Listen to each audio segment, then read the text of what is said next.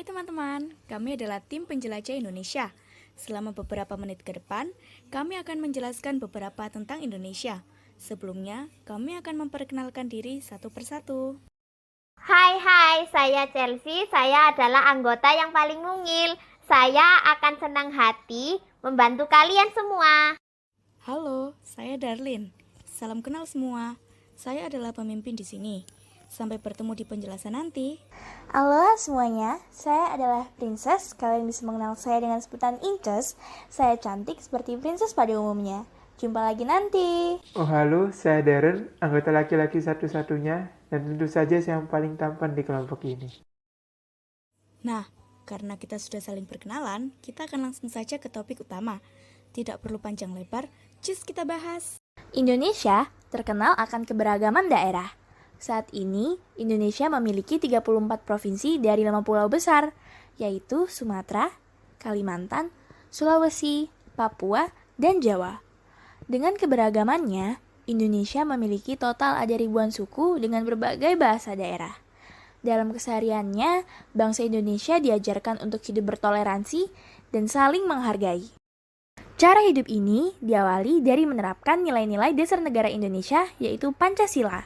Selain ideologi Pancasila, juga ada simbol negara kita, yaitu Bhinneka Tunggal Ika, yang artinya berbeda-beda tetapi tetap satu jua. Dengan keberagaman tersebut, pakaian adat hingga kain batik ikut mendunia. Tak jarang ada yang membeli baju batik yang terbuat dari kain perca sisa jahitan. Dengan susunan rapi dan jahitan yang telaten, baju batik kain perca menjadi konsumsi pelancong.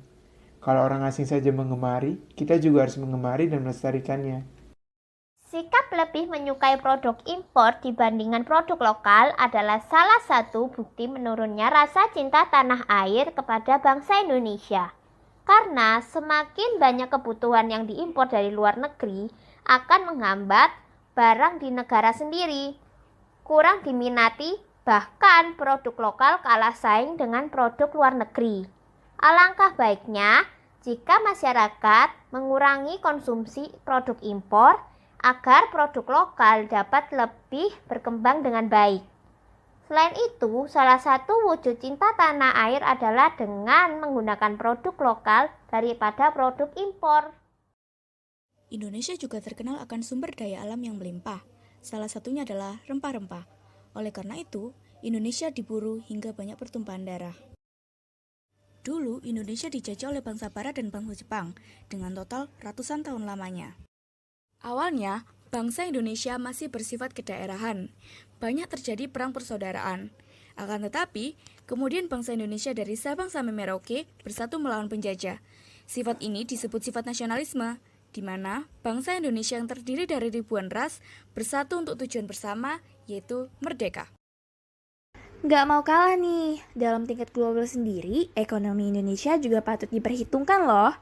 Karena ekonomi yang saat ini dipimpin oleh Menteri Keuangan kita, yaitu Ibu Sri Mulyani, yang juga menjabat sebagai ketua atau co-chair the Coalition of Finance Ministers for Climate Action periode 2021 sampai dengan 2023, yang menggantikan Menkeu. Oleh karena itu, Indonesia semakin dipandang dalam bidang ekonominya. Indonesia terus berkembang sejak pergantian dari Bapak SBY ke Bapak Jokowi. Beliau membuka kemajuan dari segi ekonomi, yakni dengan ekonomi bank syariah yang terus meningkat. Bukti lainnya adalah aset yang dimiliki bank syariah lebih besar, yaitu 10,97% dibandingkan bank konvensional. Hal itulah yang membuat Bapak Jokowi ingin menjadikan bank syariah sebagai barometer dunia. Di PBB, Indonesia berperan dalam bidang lain, seperti politik dan pertahanan. Indonesia menjabat sebagai Dewan Keamanan dengan mengirim sebanyak 2.075 anggota pasukan perdamaian yang bernama Kontingen Garuda. Pasukan perdamaian tersebut terdiri dari personil TNI dan Polri untuk terlibat dalam pemeliharaan perdamaian yang digelar oleh PBB. Indonesia memiliki jumlah yang paling banyak di Asia Tenggara.